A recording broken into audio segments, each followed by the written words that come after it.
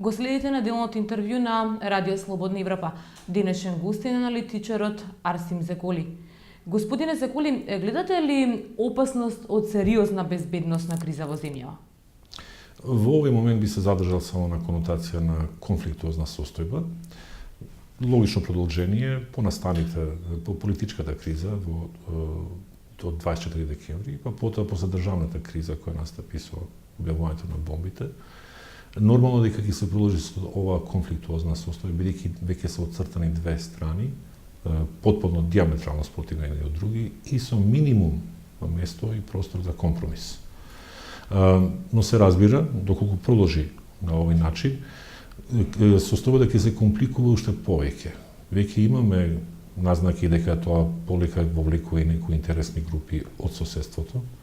Полека се рефлектира и на ориентационите политики на земјата, и ако се додаде исто така и предупредувањата кои доаѓа од САД пред неколку месеци за местоположбата на Македонија во однос помеѓу Западот и Истокот, тогаш се создава фактички една ситуација во која можноста за безбедносна компликација никако не може да се смета како апсурдно или да се отфрли така лежерно. Но повторно тоа мислам дека ќе зависи од тоа што како ќе бидат настаните кои се одвиваат во следните два месеца. Има предупредување за евентуални граѓански судири. Можно е според вас ова сценарио? Одбивам да поради таа жела да не допринесам кон некоја атмосфера, да користам дури ни граѓански конфликт. Ќе се доволно се каже само конфликт. Но не само по таа основа. После 10 години на ова бетон барокно потиснување на општеството од страна на две партии, не забораваме дека за овие 10 години многу групи на граѓани, интересни групи, партии, размислувања, движења, невладини организации, цели генерации се всушност држани во една хибридна состојба на молк, која не им се даваше можност да се искажат. И оно што се плашам дека одеднаш ќе дојдеме во една ситуација во која сите ќе сакаат да прозборат во еден момент. И тоа може да создаде еден колапс на диалогот во општеството.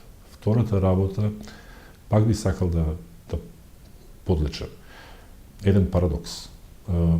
Дека во диктатурата, која во очите на граѓаните символизира ред, мир, правен поредок, одговорност, строгост, дисциплина. Еден парадокс. Во самото срце на диктатурата постои хаос, анархија, подобро кажано.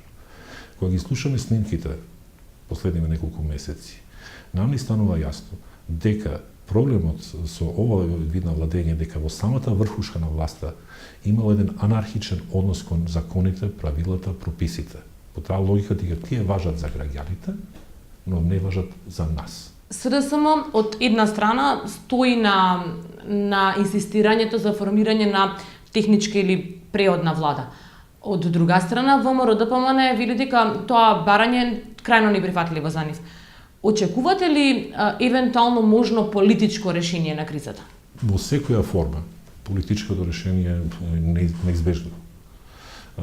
Па дури и во најжестоките форми на таа конфликтна ситуација, пак политичкиот договор е тој кој ќе треба да разреши ситуацијата. Во ова состојба јас веднаш ќе прифатам правна разрешница. Доколку се направи невозможното, доколку се изберат 5 суди на кои двете страни ќе им веруваат. Тоа е базичното, а тоа нема да се случи. Како ќе се разреши тогаш според вас ситуацијата? Два начина. Кога двете страни ќе се соочат со фактот дека нема каде да се иде. Или втората ситуација во која ќе бидеме принудени да на тој однос земје или остави. Земје во смисла дека сите ќе губите малку. Но со надеж дека земјата, не велам државата, туку земјата ќе добие нешто од тоа. А остави, тоа ќе биде она за мене барем најужасното сценарио е тоа да бидеме оставени во состојба на перманентна имплозија, да тонеме и се давиме за своите недела. Калкулира ли според вас опозицијата со објавувањето на материјали поврзани со ДУИ?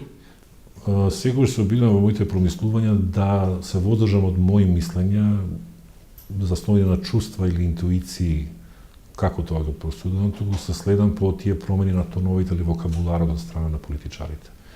Затоа тоа не е моја оценка, базирана врз емоции. Тука е врз зборовите однесувањата на господин Заев, на господја Шекеринска, на господин Педаровски, во кои има многу вербални заложби, сосема малку фактички аргументи. Така да, мојата просуда за контрадикцијата во таа жестоко одбивање на амнестијата, како што беше контраверзно предложено од господин Георгиевски, пак ќе го повторам и ќе продолжам да го повторувам. Не се совпаѓа со амнестијата која барем до сега беше гарантирана за ДУИ. Напротив, чувството кај албанците е дека не само што до сега не се објавени контрадикторни или контраверзни или скандалозни информации за ДУИ, туку во известни моменти господинот Заев како и да даваше некаква симпатична поддршка кон нив. Изјавите дека господинот Ахмети не се плашил од Груевски и слично, изјавата на господинот Фочковски дека за амнестија на ДУИ од случајот Монструм, чудното поведение на господја Шекеринска за време на интервјуто со господинот Джафери. Тоа се сите едни мали детали кои веќе на почетокот даваа сомнеш, а сега веќе создават една слика. И тоа не е вина на албанците или на македонците, тоа е вина на кратко промислување на ВОС на СДСМ. Бидејќи од искуство да го кажувам, она што денеска се употребува кај албанците, бидете убедени утре ќе се употребува и кај македонците. Тоа е таа тест, или што викаат американците trial period, кога после се враќа на друг колосек. И тоа што морам да го подлечам. Опасноста од тој период е двојна. Потполно сум согласен дека албанците и македонците во овој момент како граѓани покажуваат навистина, да чукнем во дрво, завидно ниво на согласност по клучните прашања. Но тие бараат конкретни акција, координирана по конкретни прашања. Тоа е враќање на демократијата, борба против корупцијата и криминалот и ослободување на општеството. Доколку пристапот продолжи да биде двотактен од страна опозицијата, да се биде против ВМРО ДПМН повеќе како што се биде против власта, мислам дека ќе се загрозат и двата правци.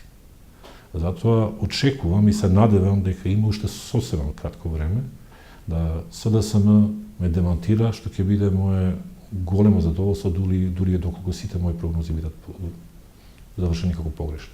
Господине Закули, можен ли е според вас нов меѓуетнички конфликт во земјава?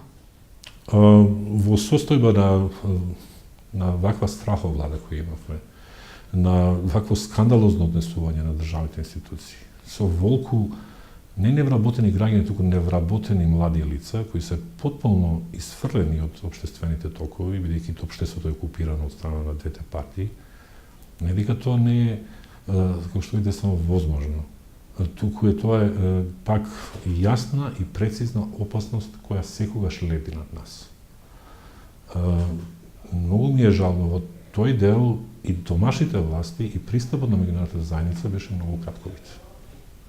Ние не разбираме дека што се случува на пониските гранки на општеството, кои се некако надвор тој перископ на анализи. Се држиме секогаш во некои политички, интелектуални, академски, дипломатски. Но на ниво на обичните луѓе се менува пристапот. После 10 години, кога вие сте присилени да гледате на екрани, да се поведувате по политичари кои знаеме сите каков квалитет или каква етика или каков однос кон криминалот имаат, и ги слушате тие луѓе како зборат за албанско или македонско прашање, за македонски албански патриотизам, за македонски албански партии, за знамиња, за вредности, за ова, за она. Првата реакција е дека ќе ги замразите нив како личности. Втората е дека ќе ја замразите и пораката која тие упатуваат. И таа порака во сите овие димензии е опасна, но најопасната е кога станува збор за евроатлантските интеграции и ориентации. И тоа се чувствува веќе. Посебно кај младите дека немаат интерес, дека сметаат дека тоа е една флоскула, ЕУ и НАТО, која се има користено како во 80-тите во врска со комунизмот, за една утопија во која никогаш нема да стигнеме. Таа е опасноста која веќе е сосема евидентна и видлива кај нас. Ви благодарам на одвоеното време. Благодарам. Тоа беше се во неделното интервју на Радио Слободна Европа, во кое гостин беше аналитичарот Арсим Зекули. Доведување до следната недела.